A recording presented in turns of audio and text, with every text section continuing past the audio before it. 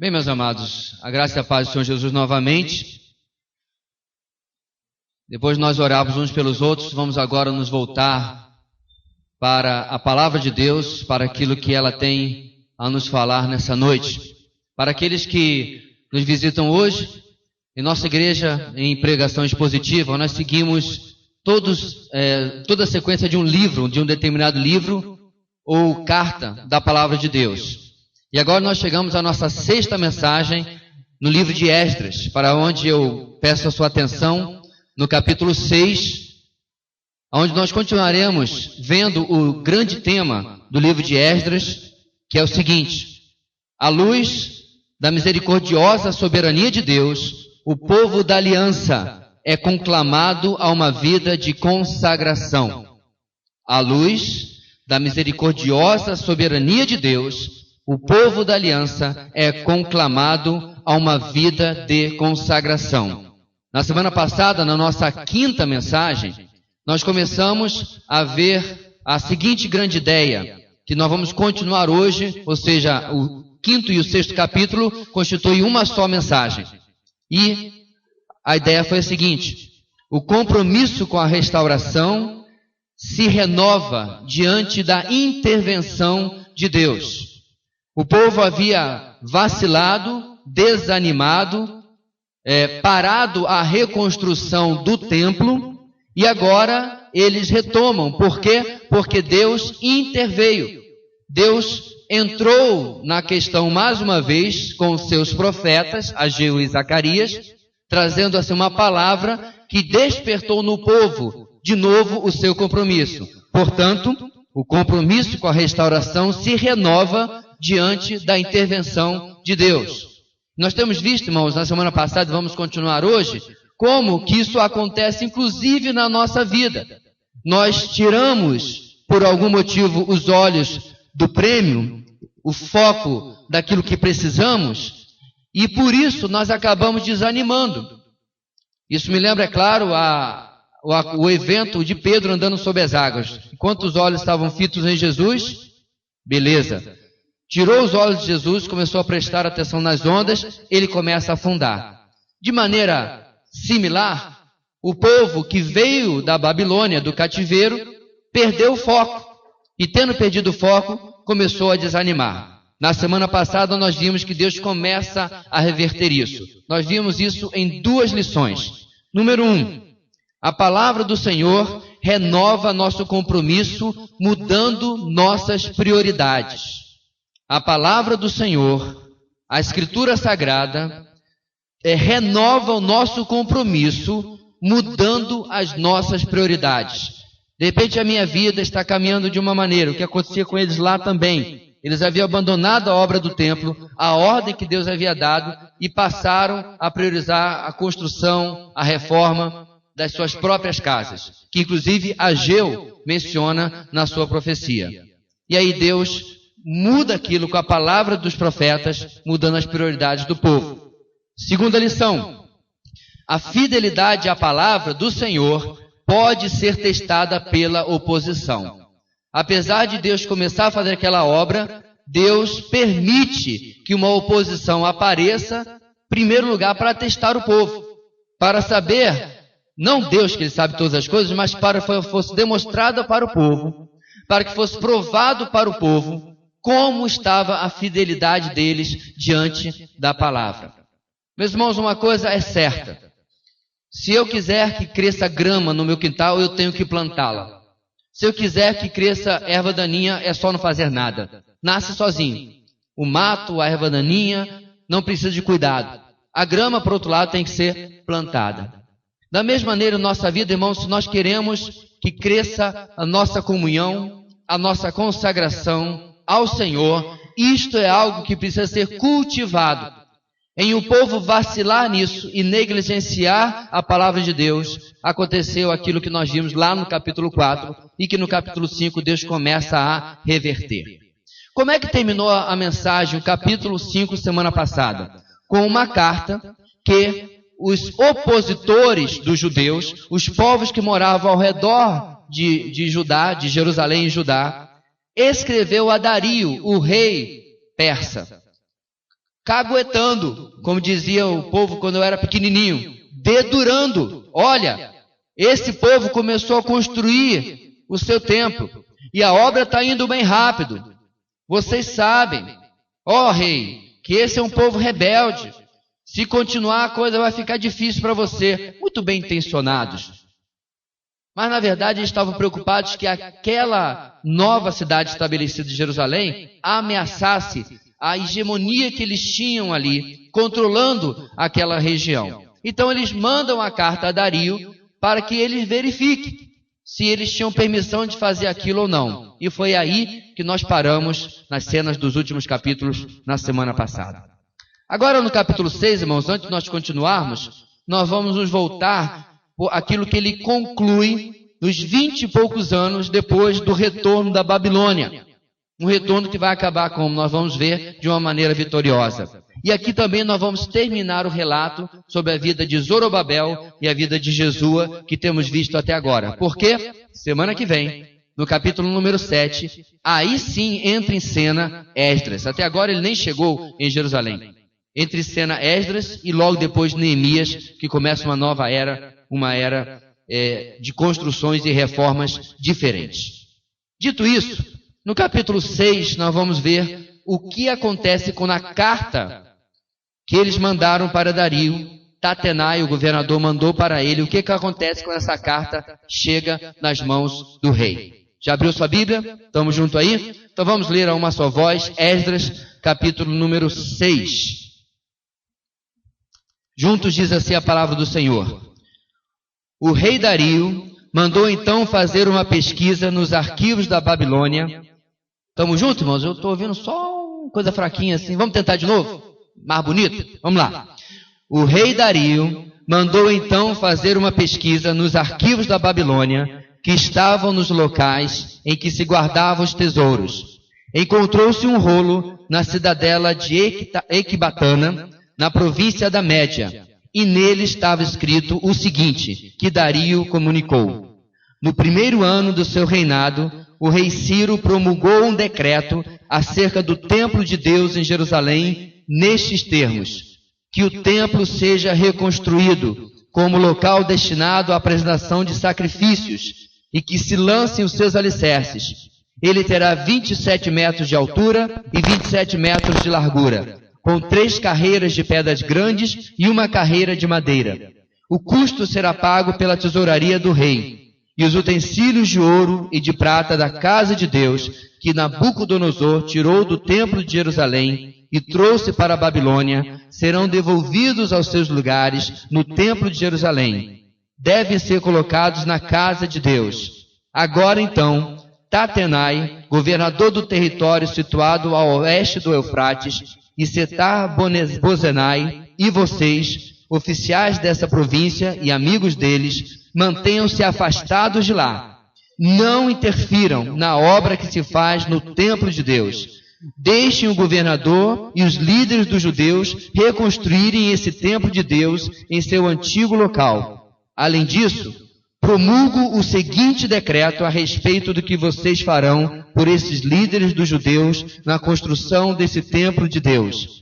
As despesas desses homens serão integralmente pagas pela tesouraria do rei, do tributo recebido do território a oeste do Eufrates, para que a obra não pare.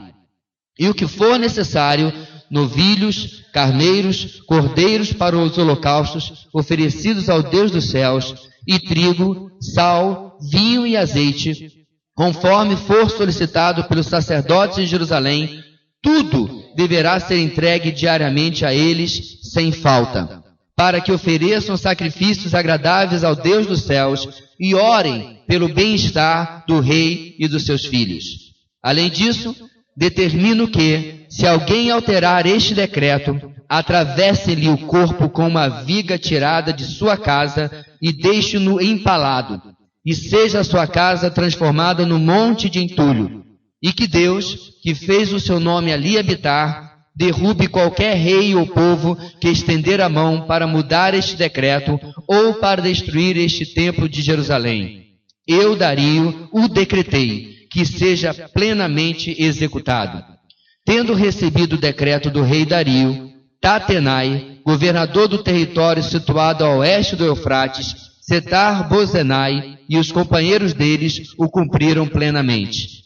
Dessa maneira, os líderes dos judeus continuaram a construir e a prosperar, encorajados pela pregação dos profetas Ageu e Zacarias, descendente de Ido.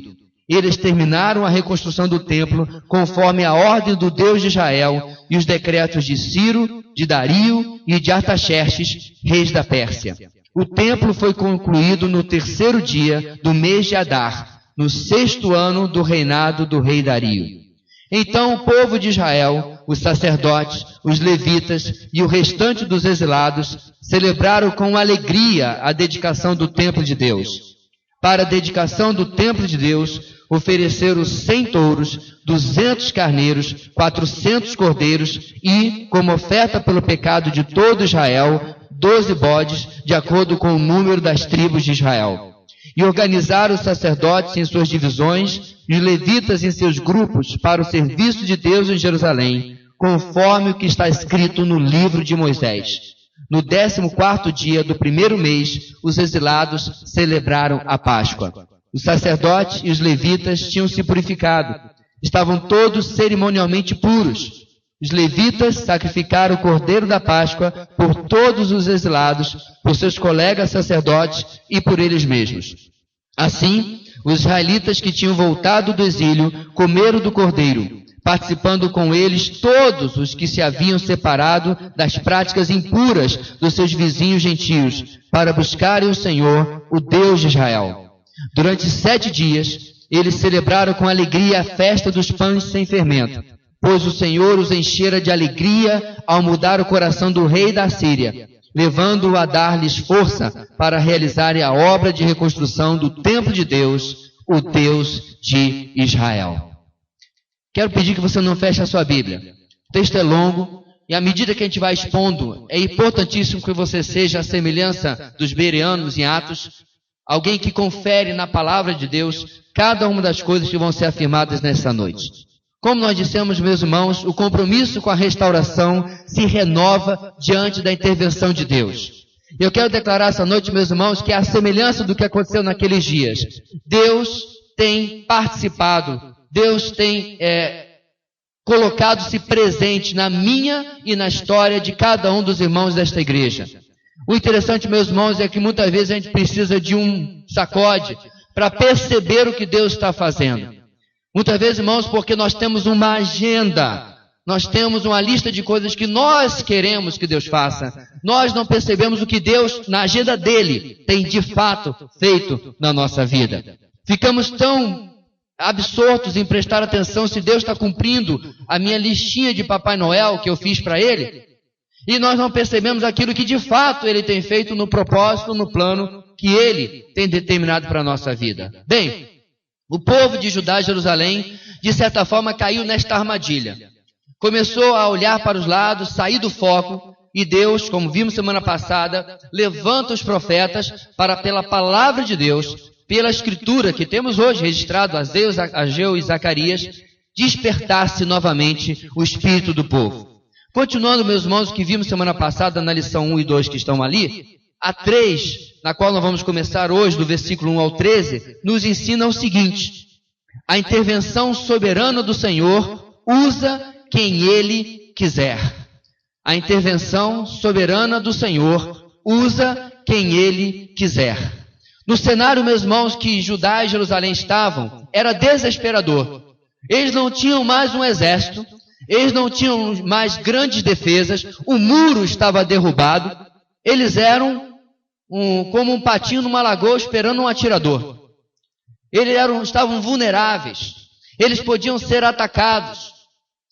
E eles dependiam, meus irmãos, de uma intervenção do alto, de que Deus fizesse alguma coisa. Porque para completar essa vulnerabilidade toda, os inimigos ao redor vociferavam contra eles ameaças. E escreveram a carta que nós vimos no capítulo 5, dedurando, reclamando, protestando da obra que eles estavam fazendo. E assim, meus irmãos, eles precisam agora de que Deus soberanamente entre na sua história. E, meus irmãos, a impossibilidade do homem é terreno fértil para que Deus haja. O grande problema, meus irmãos, de certa forma colocando para Deus, é quando eu acho que eu estou no controle, está tudo certinho. Quando eu digo, Deus, fica na tua, deixa comigo. Eu estou conseguindo, e eu estou seguindo em frente. Quando, na verdade, meus irmãos, a nossa atitude tem que ser muito diferente. Tem que ser reconhecer a nossa limitação, mesmo quando nós pudermos, ou até quando não pudermos, como diz a história que nós temos à nossa frente. Então, irmãos, como resposta à carta enviada pelos inimigos de Judá e Jerusalém, o rei Dario age de uma forma justa e ordena uma pesquisa. Esse é o versículo 1.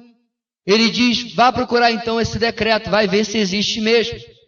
No versículo 2, por causa do tamanho do império, nós percebemos isso, a pesquisa leva a que eles encontrem o decreto de Ciro na distante cidade de Equibatana. Que cidade é essa? Era a cidade onde o rei Ciro estava passando o verão quando ele assina o decreto.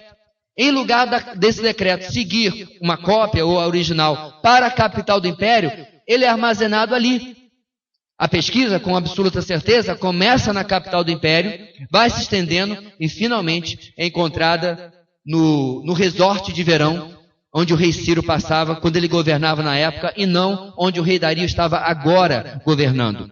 O texto não fala, irmãos, da dificuldade ou não de se achar esse decreto, mas eu creio que, inclusive, em se achar o decreto em uma cidade distante, a mão soberana do Senhor já estava se manifestando, protegendo o seu povo, para que fosse encontrado um documento, numa época que não tem computador, não tem banco de dados, não tem Google, não tem nada para ajudar, e eles encontram um decreto escrito por um rei, 20 e tantos anos antes, a respeito de um povo que não tinha importância política mais na época, o povo de Judá e Jerusalém. Deus soberanamente já está agindo aí para que ele possa usar quem ele quiser. Repare, meus irmãos, que Dario, no versículo 3 até o versículo 5, inclui na sua resposta aos governadores que estavam reclamando do povo de Jerusalém, parte do conteúdo do decreto de Ciro, contendo suas instruções quanto à ordem da construção, as medidas do templo, contendo que seria bancado pelo tesouro real e que os utensílios roubados por Nabucodonosor deveriam ser devolvidos. O que torna, meus irmãos, a denúncia que foi feita como um instrumento nas mãos do Senhor. A denúncia foi feita, mas agora quando Dario retorna, se torna uma recomendação. Vocês vão fazer exatamente como foi ordenado. E detalhe, quando no capítulo 5 a carta denúncia foi feita, olha o que eles escreveram, meus irmãos. O povo está reconstruindo o templo, com grandes pedras. E já estão fixando as vigas de madeira nas paredes. Essa é a carta do capítulo 5, que é enviada para Dario. Aí, meus irmãos, no versículo 3 a 5, quando Dario responde, o que Ciro respondeu? Ciro disse que o templo seja reconstruído com 3 fileiras de quê? Grandes pedras e uma fileira de madeira. Sabe o que Dario está dizendo? Está certo. Isso aí que vocês falaram, o relatório que vocês deram do que os judeus estão fazendo, eles estão fazendo direitinho, conforme o decreto que Ciro deu. Meus irmãos, em tudo isso, Deus está presente nos detalhes. Deus está presente nas pequenas coisas, cuidando do seu povo, assim como Ele cuida de mim e de você. Mas espera aí, a coisa melhora ainda mais. Não só Deus usa Dario, depois de já ter usado Ciro, 2 reis pagãos, mas no versículo 6 ao 13 dessa primeira parte, Deus coloca os inimigos de Judá e Jerusalém para servir o seu povo. Sabe o que eu lembrei, meus irmãos? Nessa mesma época, Deus vai fazer algo semelhante lá no livro de Esther. Lá no livro de Esther, meus irmãos, vai acontecer um episódio em que o tio de Esther houve um complô para assassinar o rei. E aí ele denuncia o complô. E aí, obviamente, aquele golpe não acontece. Passado algum tempo, o rei descobre que aquilo havia sido feito, que alguém tinha dito sobre o complô contra a vida dele. E aí ele chama um dos seus conselheiros, um cara extremamente arrogante que odiava os judeus. E aí ele pergunta, olha só, esse homem foi feito alguma coisa para preservar a minha vida. O que você acha que deve ser feito ao homem a quem o rei deve honrar? Aí aquele homem que odiava os judeus disse, que ele seja colocado num cavalo, com a veste real, e ande pelas ruas da capital, que ele seja honrado, porque ele achava que o rei estava falando dele. Aí o rei diz, ótima ideia, pega o fulano, que era o tio de Esther, o rei não sabia, pega, coloca sobre o meu cavalo, coloca a minha veste e leve pelas ruas, anunciando e honrando aquele homem que era um judeu. Meus irmãos, quando Deus quer cuidar e abençoar o seu povo, Deus usa até o inimigo para fazer aquilo que é o seu propósito. Não importa quando ou quem ou em quais circunstâncias alguém se levanta contra alguém que é protegido do Senhor. Deus usa quem Ele quiser. No nosso texto, no capítulo 6, o que Deus faz através de Dario? Deus retorna na carta dizendo o seguinte, vocês vão cuidar para que a construção não pare. Vocês vão cuidar para que não faltem recursos. Vocês vão cuidar para que os responsáveis pela obra, tenham sustento. Aqueles que queriam o mal dos judeus acabaram sendo os administradores pelos quais a obra continuaria. No versículo 6 até o versículo 7, dessa primeira parte, Dario ordena que eles mantenham distância, que os deixassem em paz. É o que nós chamamos na justiça, né, de uma medida preventiva. Mantenha a distância, deixe em paz, não vão lá, não interfira com a obra do templo. E aí no versículo 8, Dario amplia o decreto de Ciro. Então, meus irmãos, preste bem atenção. Eles escreveram uma carta dizendo, eles estão construindo, o rei precisa parar com essa obra. Qual foi o efeito dessa carta? Quando Dario responde, reafirma o decreto de Ciro e expande aquilo que Ciro havia determinado. Dario amplia o decreto de Ciro, ele coloca os líderes recebendo dos tributos que esses próprios inimigos pagavam e eles mesmos terão que sustentar a obra que está sendo feita. Eu fico pensando, meus irmãos, a cara de Tatenai e esse outro camarada aqui que tem um nome complicado para Dedé, que eu vou tentar falar de novo, não. Se você colocar no seu filho, eu vou chamá-lo de Zé, porque é muito difícil o nome dele. Eu fico pensando na cara deles. Quando eles leram a carta um para o outro. E mais, quando eles tiveram que ler esta carta para Zorobabel e para Jesua. Intentaram mal, mas Deus transformou o mal em bem. Irmãos, Deus usa a quem Ele quiser. E não acaba. Além disso, Dario também os ordena diariamente sustentar o ministério sacerdotal com tudo que eles precisassem. E coloca que estariam intercedendo pelo rei e pelos seus filhos. E não acabou. Dario então ameaça de morte a qualquer que tivesse a ousadia de adulterar ou modificar o decreto que ele havia feito. O que era um aviso aos próprios inimigos dos judeus, que isso aconteceria com eles. E finalmente, Dario, sem saber, faz uma profecia. Dario termina, meus irmãos, no versículo 12, dizendo o seguinte, e que Deus, que fez o seu nome ali habitar, derrube qualquer rei ou povo que estender a mão para mudar este decreto ou para destruir este templo de Jerusalém. Esse mesmo templo, meus irmãos, no ano 70 depois de Cristo, foi destruído pelo Império Romano, através do general Tito. A partir do final do século I, começo do século II, começa paulatinamente o declínio do Império Romano. Dario, sem saber, falou uma palavra profética da parte de Deus, sem nem conhecer Deus. Deus, usando um rei pagão, diz, aquele que levantar a mão contra este templo, ele será derrubado. Você pode estar se perguntando, cumprir o decreto de Ciro eu até entendo, mas por que estender tantos benefícios aos judeus? Talvez você esteja procurando uma explicação. Dario, quando chegou ao poder, encontrou, meus irmãos, um ancião judeu, já trabalhando no governo entre seus ministros, entre os seus sátrapas. Sabe quem era ele? Seu nome era Daniel. Irmãos, certamente Daniel influenciava a Dario, o qual inclusive era o rei no episódio de Daniel capítulo 6 da cova dos leões. Quando lemos Daniel capítulo 6, somos tentados a pensar que os inimigos de Daniel estavam agindo debaixo da influência de Satanás, que tudo ia se perder, porque agora os invejosos, colíderes com Daniel, tinham feito um plano para derrubá-lo. Mas Deus, agindo soberanamente, supervisiona todo o evento e usa para a sua vontade que ela se cumpra na vida de Daniel, bem como lá nos habitantes de Jerusalém, tão distante.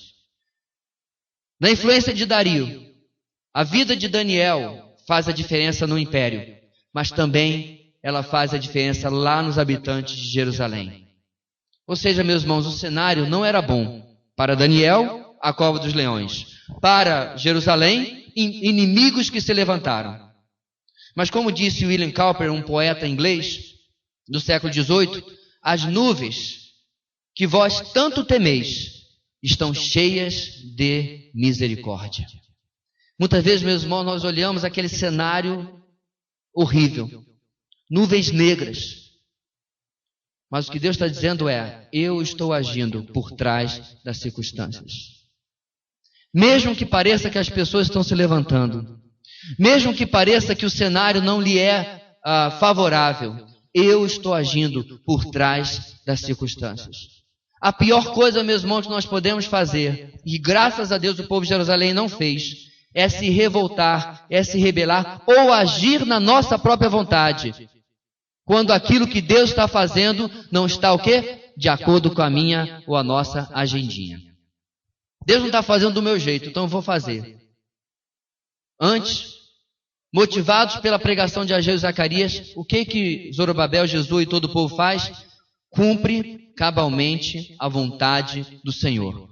Deus nos tirou da Babilônia, nos trouxe para quê? Primeiro lugar, antes de tudo, reconstruir o seu templo. E é isso que o povo vai fazer agora. Sabe o que acontece, meus irmãos? Diante da obediência, uma série de outras bênçãos começam a acontecer na nossa vida. Deixa eu deixar uma coisa clara para você essa noite mais uma vez. Você não foi chamado por Deus para ser bem-sucedido. Você foi chamado por Deus para ser fiel. Você não foi chamado por Deus para ser famoso, para receber destaque. Você foi chamado para ser obediente. Esse é o grande problema, meus irmãos. Nós achamos que estamos sendo abençoados quando tudo vai de acordo com o que eu queria para a minha vida. Quando na verdade nós temos que nos colocar debaixo da soberana vontade de Deus e aquilo que Ele deseja para a nossa vida. Se Israel, em particular aqui, se Judá, meus irmãos, tivessem feito isso, o cativeiro babilônico nunca teria acontecido. A intervenção soberana do Senhor usa quem Ele quiser.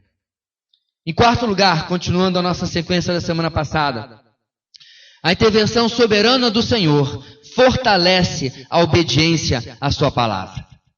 A intervenção soberana do Senhor fortalece a obediência à sua palavra. Como é gostoso, meus irmãos, nós vermos e percebermos que Deus está agindo na nossa vida. Então a palavra de Deus me levanta, me tira da minha mesmice, me tira de não fazer nada e me coloca para fazer a vontade de Deus. E aí a partir disso eu começo a ver Deus agindo cada vez mais. Qual é a minha resposta? Mais obediência, porque eu estou fortalecido. Meus irmãos, o que nós devemos fazer é continuar nesse círculo virtuoso na nossa vida. Eu obedeço, vejo Deus agir, faço o quê? Obedeço de novo e continuo vendo Deus agindo. E eu obedeço de novo e continuo vendo Deus agindo. Isso não significa que não vai ter lutas no meio desse caminho, não. Vai ter. Nós vamos ver no resto de Esdras e depois Neemias. Mas, meus irmãos, a contínua obediência é um chamariz para a bênção e a intervenção de Deus na nossa vida para realizar aquilo que Ele deseja. Versículo 14, versículo 15, nós encontramos o texto retomando aquilo que nós vimos lá no segundo ponto, que já apagou ali, mas vocês leram antes. O retorno, o valor da palavra de Deus. Ageu e Zacarias são mencionados novamente. Lembra, meus irmãos, não existe nada na Bíblia que é colocada por acaso. O autor se distraiu, escreveu lá por acaso. Esdras menciona de novo o papel fundamental que os profetas têm naquilo que está acontecendo aqui. Esdras destaca mais uma vez o tema central do livro, o retorno, a obediência e o papel central da palavra do Senhor. Por que isso é importante para nós, meus irmãos? Ontem, 31 de outubro, nós comemoramos o 498º ano da Reforma Protestante. 498 anos atrás, meus irmãos, uma Bíblia que hoje você tem em papel, hoje você tem em silício, no seu celular, no seu tablet, etc., estava completamente fora do alcance do povo. Apenas o clero tinha acesso à Bíblia. Isso possibilitou, meus irmãos, que a fé cristã se distorcesse de tal maneira que o povo era completamente ignorante do que era e do que não era evangelho, do que era e do que não era sã doutrina. Irmãos, quase 500 anos atrás, nós estamos num cenário curioso. Nós temos a Bíblia à nossa disposição, como eu disse, está aqui em papel ou de forma digital. Mas nós vivemos, meus irmãos, os dias, nas palavras de um certo pregador, da pior geração de crentes que jamais existiu. Porque, meus irmãos, uma coisa é você não ter acesso e viver na ignorância. Outra é você ter pleno e completo acesso e viver quase na mesma ignorância. É uma geração que não conhece nem sequer o tema da própria palavra de Deus. Hoje o crente em média, o crente mediano, lê a palavra de Deus achando que ela está sendo a respeito de si. Alguns anos atrás, uma irmã me disse que este é o livro da felicidade de Deus para o homem. Eu falei, como é que é? Então não avisaram um monte de gente na Bíblia que esse era o livro da felicidade. Confunde a palavra de Deus com uma série de conselhos para você ter uma vida maravilhosa. O que vai muito na frase que se diz tanto hoje, Deus lhe ama e tem um plano maravilhoso na sua vida. Coisa que você não encontra na palavra de Deus também. E nessa geração, meus irmãos, que desconhece tanto a palavra, é importantíssimo para nós sermos lembrados daquilo que foi fundamental no texto que nós estamos lendo hoje e semana passada. Por que que o povo de Jerusalém saiu do seu marasmo? Por que que eles saíram da sua desobediência e retornaram para construir o templo? Retornaram a obedecer o Senhor. Porque teve culto de libertação? Porque fez 7 segundas-feiras da campanha? Porque fez ato profético? Porque comprou amuleto mágico?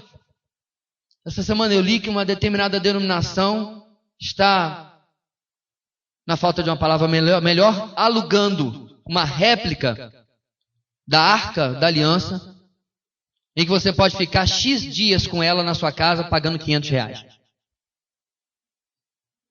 Me diga se nós não estamos com dias piores do que 500 anos atrás na Reforma. Gente que tem a Bíblia à sua disposição cai numa mentira deslavada dessa.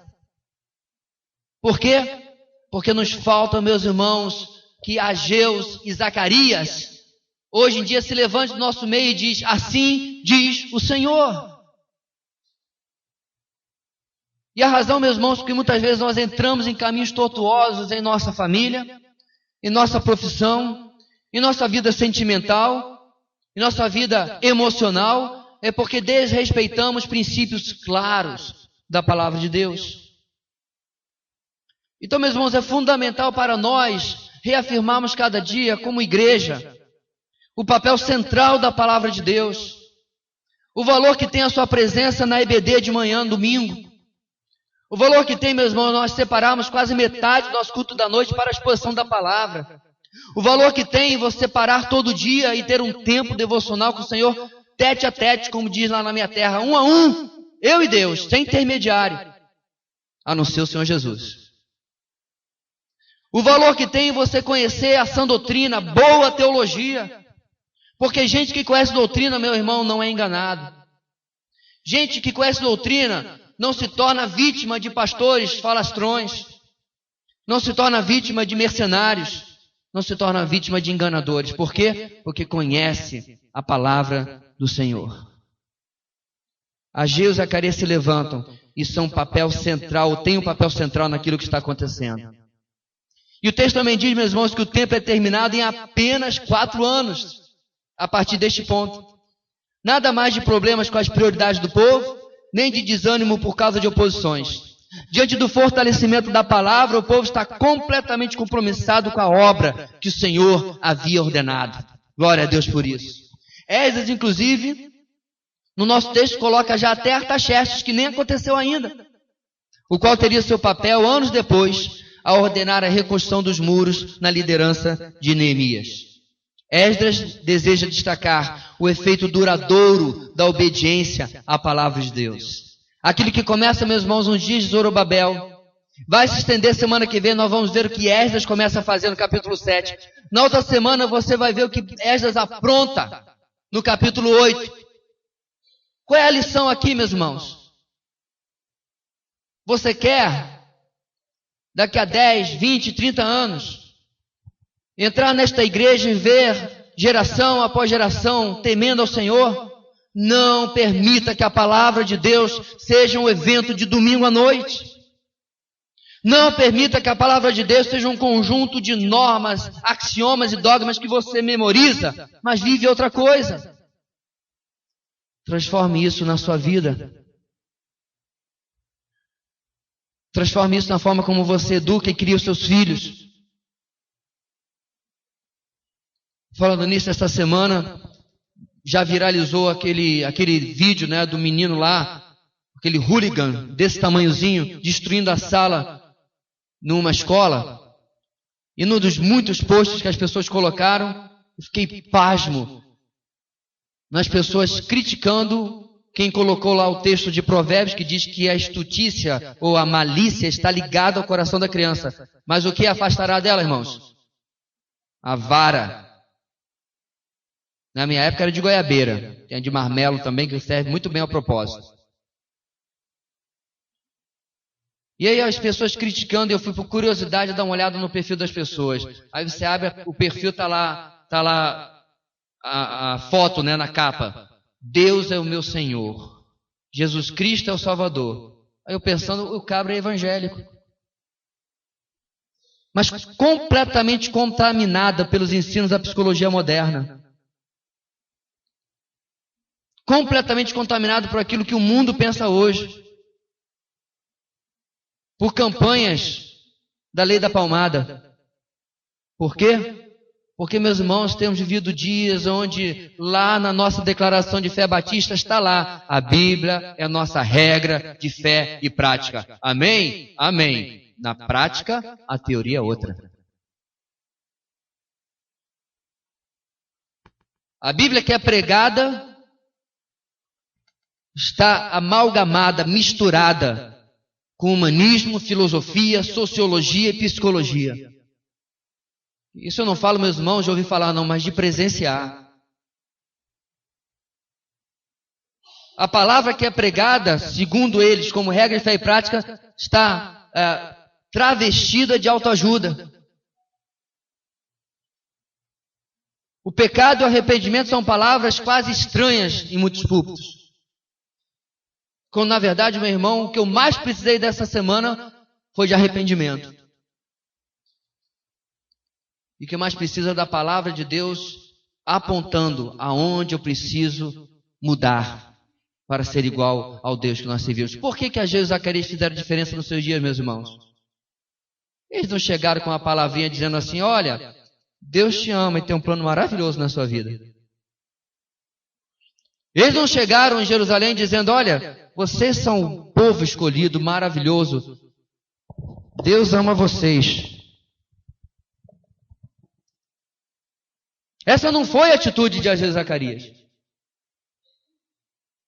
Na semana passada eu convidei você a ler a profecia de Ageu antes do culto da noite. Você que leu, lembra o que ele fala? Ageu chega, meus irmãos, no melhor estilo pé alto. Ele põe o dedo na cara do povo e diz: vocês estão largando aquilo que Deus mandou vocês fazerem. É por acaso tempo de vocês viverem em casas preparadas, arrumadas, bem acabadas, enquanto o meu templo está em ruínas? Não teve palavrinha de Papai Noel. E assim, meus irmãos, existem dias como os nossos, onde nós precisamos perceber que a palavra de Deus é a porta de entrada para nós usufruirmos todas as bênçãos que Deus decidiu fazer na nossa vida. Porque o nosso Deus, meus irmãos, Ele não sonha. Quem sonha espera pelo desconhecido. Graças a Deus que o nosso Deus não sonha. Em tempos outros nós cantávamos os sonhos de Deus, isso e aquilo, ninguém canta mais nada disso aqui não. Sabe por quê? Porque o nosso Deus planeja, nosso Deus tem decretos e nosso Deus tem propósitos.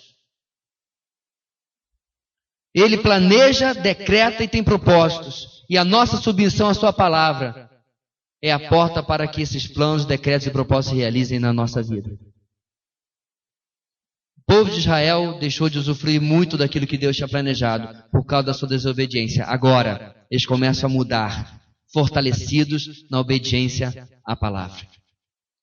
A intervenção soberana do Senhor usa quem Ele quiser, fortalece a obediência à sua palavra. E para nós terminarmos essa noite, no final do nosso texto, a intervenção soberana do Senhor renova-nos para prosseguir em obediência.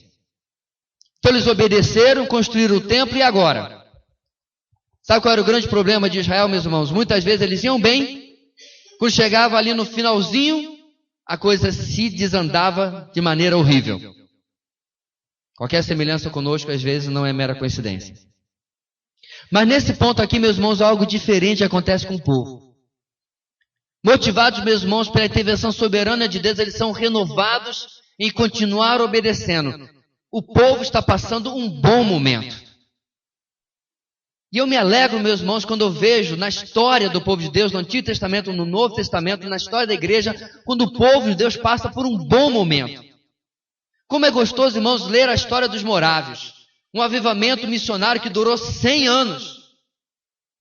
Como é gostoso, meus irmãos, ler sobre a vida dos puritanos. 2 séculos e meio de fidelidade à palavra. Como é bom, meus irmãos, nós ouvimos a história daqueles que pagaram com a vida, ou no mínimo com o seu conforto, por causa da sua obediência, e viram esta obra se prorrogar durante décadas. Como é gostoso. Será, meus irmãos, que nós podemos experimentar a mesma coisa na nossa igreja? Ah, pastor, claro, facinho. Não é tão facinho assim não. 12 anos, apenas 12 anos. A idade do meu filho do meio. A idade desta igreja. 12 anos após a morte de Martyn Lloyd-Jones, o grande expositor bíblico inglês. 12 aninhos depois da sua morte, a sua igreja já tinha fundado num neopentecostalismo que a transformou numa igreja irreconhecível.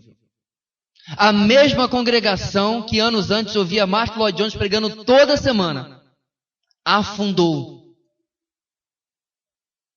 num desvio doutrinário que certamente o faria, se possível, fosse se virar no túmulo. Como é que nós prevenimos isso, irmãos? Como é que nós continuamos na obediência? Praticando. Além de conhecer a palavra, como já falamos bastante nessa mensagem, é vivendo aquilo que ela diz. E é isso que o texto trata. Diante da soberania de Deus, do avivamento da palavra, segue-se uma continuidade de obediência. Versículo 16 e versículo 17, o povo celebra a Deus com gratidão e alegria, realizando grandes ofertas ao Senhor. Há muita gratidão, há muita festa, mas eles também fazem uma oferta pelo pecado. Eles não estão num triunfalismo ufanista. Eles estão celebrando a Deus, mas eles se conhecem. E eles sabem o que a palavra de Deus fala. Então eles fazem o quê? Além das ofertas de gratidão, eles fazem uma oferta de 12 bodes, uma por cada tribo de Israel, segundo a lei determinava. O povo sabe que chegaram até aquele ponto, não por causa deles, mas apesar deles e por causa de Deus. E aí no versículo 18 até o final, meus irmãos, meio em meio a tamanha alegria, o povo não descuida. Antes ele cuida para que tudo seja feito conforme ordena a palavra de Deus. Como é fácil, irmãos, quando as coisas estão boas, nós relaxarmos de nosso dever em meio aos gritos de alegria e de vitória. É muito fácil, meus irmãos, quando tudo está bem, a coisa está crescendo, a coisa está sendo abençoada, nós negligenciarmos.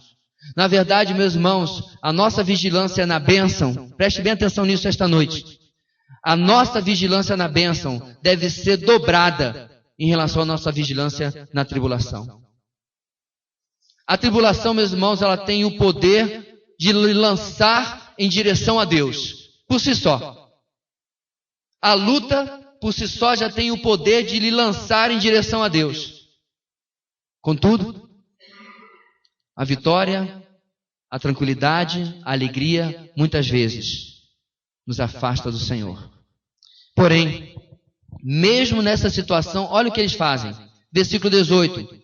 Eles ordenam o culto, organizam tudo conforme a palavra de Deus havia determinado. E o texto, inclusive, diz, conforme o que está escrito no livro de Moisés.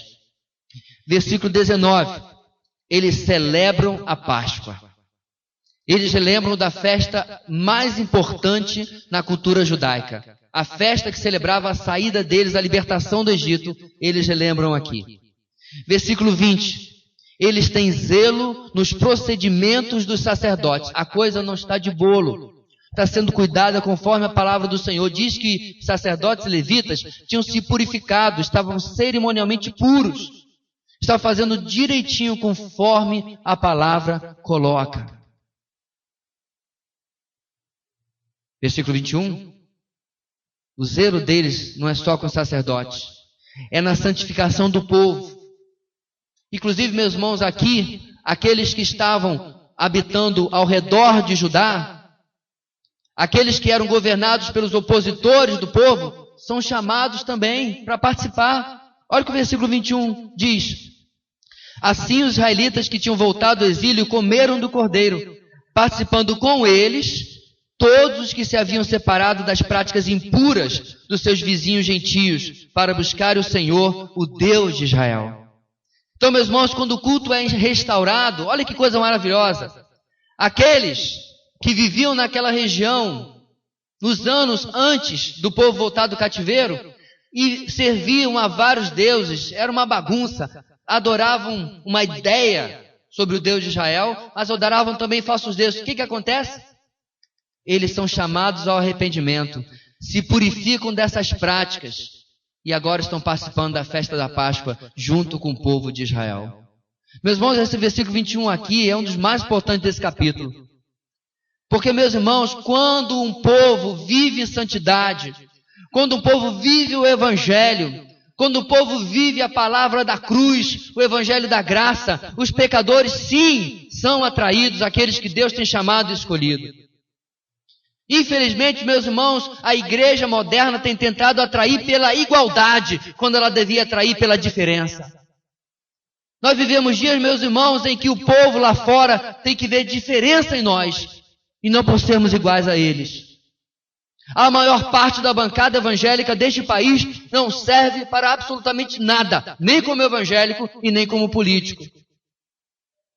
E o nome do Senhor Jesus e o Evangelho são envergonhados no noticiário popular.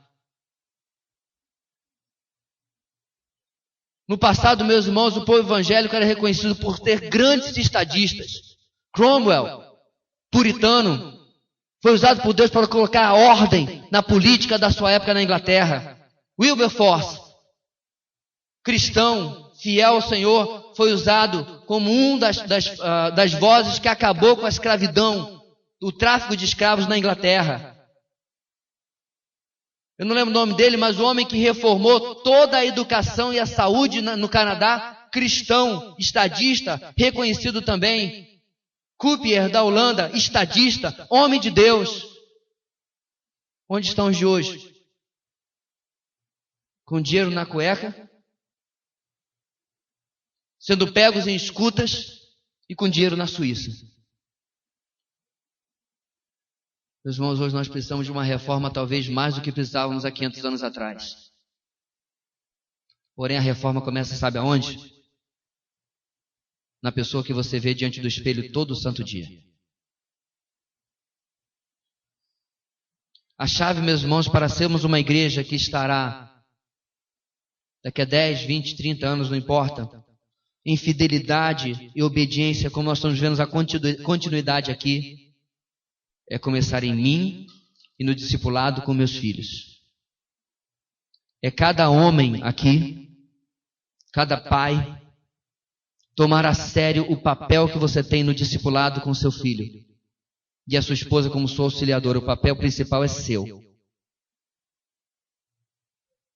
É você compreender, meu irmão, que a tarefa mais importante que você tem na vida é apresentar o evangelho aos seus filhos. Mais importante do que a escola que você paga, a roupa que você dá para ele vestir ou a comida que você coloca sobre a mesa. É apresentar a fé, o evangelho aos seus filhos. Por fim, nosso texto termina aqui dizendo que durante 7 dias eles celebraram com alegria a festa dos pães sem fermento, pois o Senhor os enchera de alegria ao mudar o coração do rei da Síria. Aqui uma menção ao império que havia passado sendo dominado pelos medo-persas, levando-o a dar-lhes força para realizarem a obra da reconstrução do templo de Deus, o Deus de Israel. Nosso texto termina, meus irmãos, com o reconhecimento do Deus soberano a quem eles serviam. Você sabe, meus irmãos, por que o povo de Israel fracassou durante todos os séculos antes, ao ponto de nós chegarmos até onde nós estamos aqui? Um povo que dominou do Eufrates até a fronteira com o Egito. Agora tinha um território que era 10% disso daí. Sabe por quê? A grande chave, meus irmãos, está sempre na confiança na soberania de Deus. Você não serve a um Deus que deu o pontapé no mundo e depois foi cuidar de outras coisas. Você não serve a um Deus que lhe tirou das trevas, do império das trevas, para o reino do Filho do seu amor, para agora deixar que você se vire do jeito que você puder. Você serve a um Deus que nunca, absolutamente nunca saiu do trono. E cada nanosegundo da sua vida está sob o controle dele. Este é o grande tema e a lição de Esdras, meus irmãos. Um Deus soberano que cuida do seu povo de maneira misericordiosa, mesmo sem ele merecer. O restaura a sua terra, restaura a sua cidade, até aqui restaura o seu templo, logo restaurará também o muro e restaurará o próprio povo espiritualmente. Por quê? Porque o grande propósito de Deus é preparar o seu povo para a vinda do seu Filho. Quando Jesus vem, tudo isso que nós estamos vendo aqui é coisa do passado. Cerca de 400 anos depois, você não encontra mais a mesma fidelidade, você não encontra mais a mesma profundidade espiritual. E eu não queria arriscar, meus irmãos, 400 anos no futuro, porque eu espero que nós não cheguemos nem perto disso e Jesus possa voltar muito antes. Mas a minha pergunta é: enquanto estivermos vivos, estamos cumprindo aquilo que o Senhor deseja de nós? Amanhã é segunda-feira. Sabe qual é o grande risco da segunda-feira? Especialmente um feriado? Quase tudo ou tudo que estamos vendo aqui se torne apenas uma lembrança. E aí quarta-feira, ou quinta, ou sábado, antes do seu grupo de vida, você dá uma rápida memorizada, lembrada, uma relembrada daquilo que foi visto, aí, verdade, teve aquilo. Mas, meus irmãos, vocês têm percebido que este é um púlpito extremamente monótono. O que é monótono? Mesmo tom, mesma nota. Domingo após domingo estamos falando da mesma coisa. A palavra de Deus, melhor dizendo, o nosso trato com a palavra de Deus será a nossa vitória ou a nossa ruína.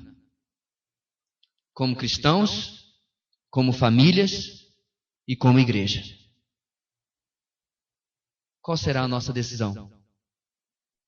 Que o Senhor possa nos mover a entender que esse compromisso com a restauração que Ele já tem feito nas nossas vidas deve renovar-nos a cada dia diante da intervenção que Ele já realiza na minha e na sua vida. Feche seus olhos comigo, vamos orar, encerrando o nosso tempo hoje diante da palavra do Senhor. Coloque o seu coração diante do Senhor.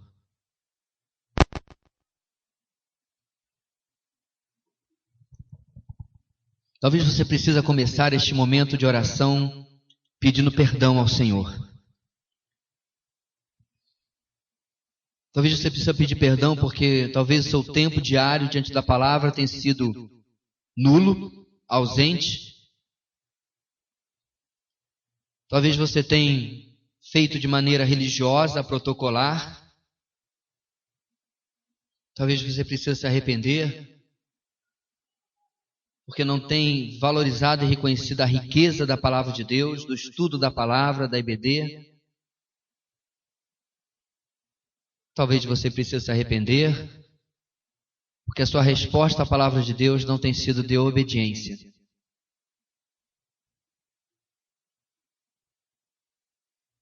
Deus está intervendo, meus irmãos. Deus está participando. Deus tem trazido a você e a mim meios para conhecê-lo através da sua palavra. Que as vozes dos profetas, que os Ageus e Zacarias que Deus tem levantado em meio a esta igreja, não sejam negligenciados por cada um de nós. Deus querido, tem misericórdia de nós, em nossa fraqueza, em nossa falta de propósito. Como temos muitas vezes, ó Deus, esperado resultados mágicos nas lutas da nossa vida. Em lugar de buscar a Tua vontade na Tua palavra, de joelhos em oração, temos esperado, ó Deus, com soluções humanas, que algo diferente aconteça conosco.